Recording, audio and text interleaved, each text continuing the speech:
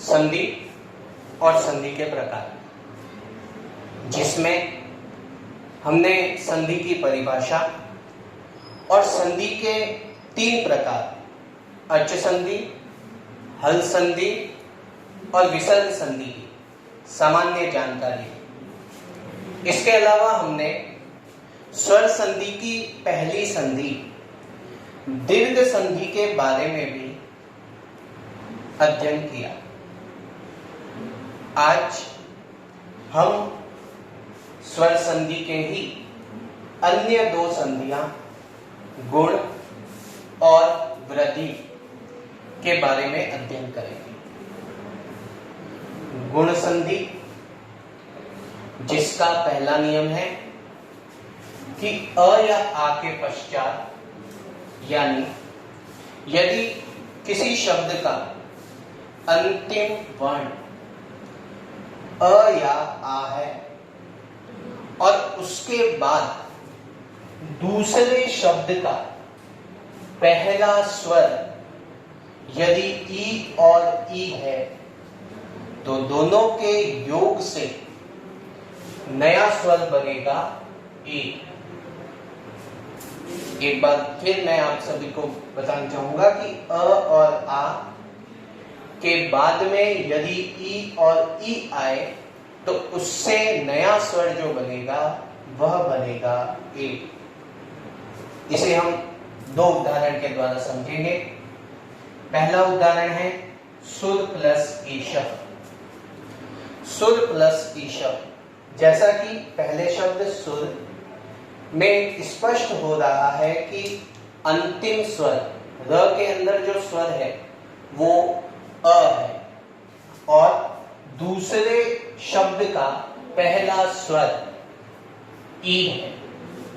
नियम के अनुसार अ और ई के योग से नया स्वर बनेगा ए।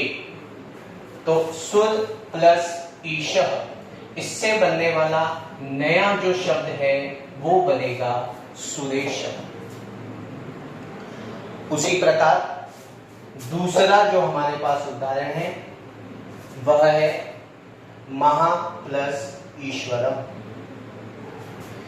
महा प्लस ईश्वरम शब्द के अंदर देखेंगे हम कि पहला जो शब्द है महा, उसका अंतिम स्वर आ है, वहीं दूसरी ओर दूसरा शब्द ईश्वरम, जिसका पहला स्वर ई है।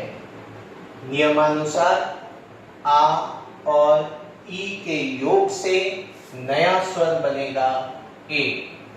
इसी कारण आ और ई के योग से नया स्वर बना ए और महा प्लस ईश्वरम से बनने वाला शब्द बना महेश्वरम।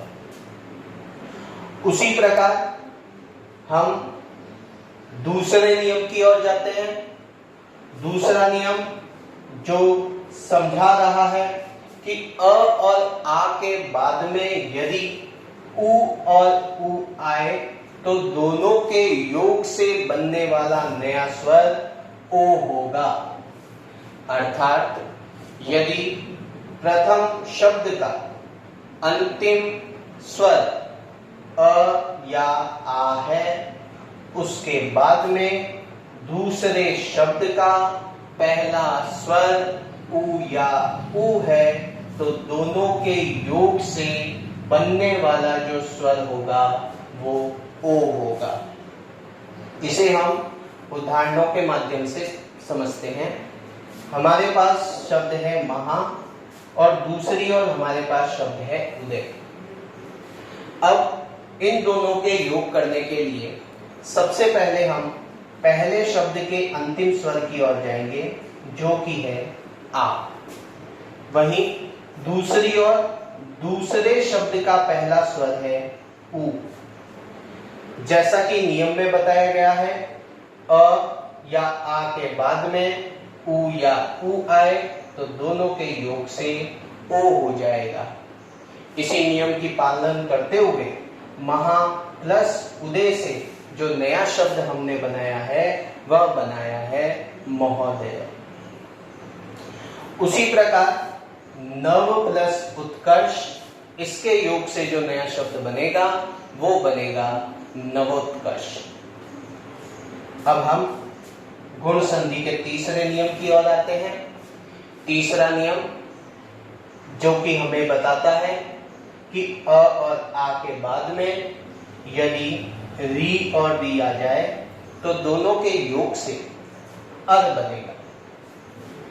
प्रिय छात्रों, जब कभी भी किसी भी र के अंदर हलंत है, इसका अर्थ है वो र पूर्ण नहीं है, तो ऐसा र हमेशा रैफ के रूप में आगे वाले वर्ण के ऊपर लगता है। आप सभी से निवेदन, इस बात को अच्छे से नोट कर दीजिएगा। जब कभी भी र के नीचे हलंत है, इसका मतलब वह र पूर्ण नहीं है और वो हमेशा आगे वाले वर्ण के ऊपर रैफ के रूप में लगेगा। अब इस नियम को हम एक उदाहरण के माध्यम से समझेंगे। जैसा कि हमारे पास उदाहरण है महा प्लस ऋषि। नियमानुसार जो पहला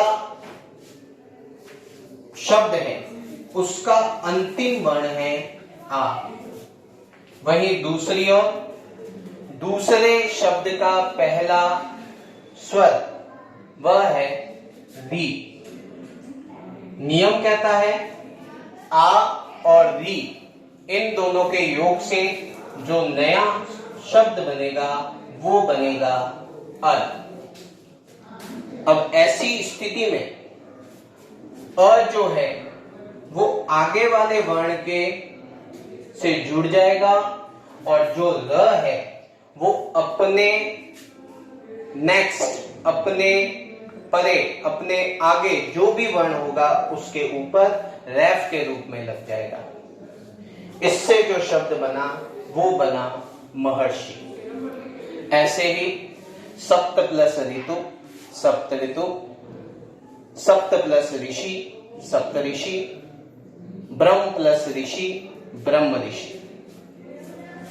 चौथा नियम, संस्कृत के अंदर एक और स्वर होता है, वो है लृ।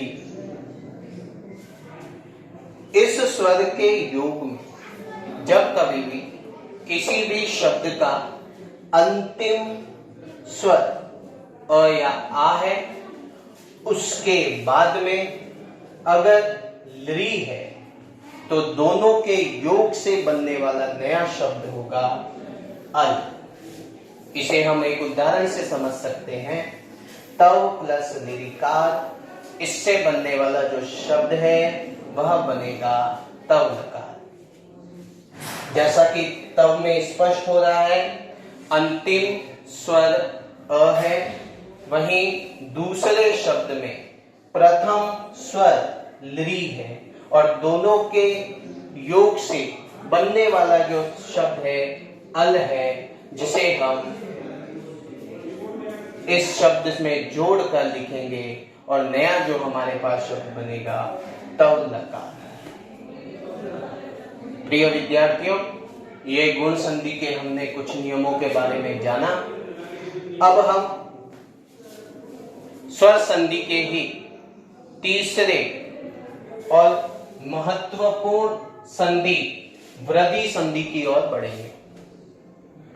वृद्धि संधि जिसका पहला नियम है अ या आ के बाद में यदि ए और ऐ आए तो दोनों के योग से ऐ बनेगा। इसे हम उदाहरण के माध्यम से देख सकते हैं। जैसे कि हमारे पास पहला शब्द है सदा और वहीं दूसरा शब्द है एव। नियमानुसार पहले शब्द का अंतिम स्वर, जैसा कि हम देख रहे हैं, आ है, वहीं दूसरी और दूसरे शब्द का पहला स्वर ए है। आ और ए के योग से ऐ बनेगा, ये हमें नियम बताता है। तो इससे बनने वाला जो नया शब्द होगा वो होगा सरेर। उसी प्रकार जन प्लस एकता, इससे बनने वाला शब्द होगा जनेकता। फिर हम दूसरे नियम की ओर बढ़ते हैं। वृद्धि संधि का दूसरा नियम हमें बताता है कि अ या आ के बाद में यदि ओ या औ आए तो दोनों के योग से बनने वाला नया स्वर होगा औ।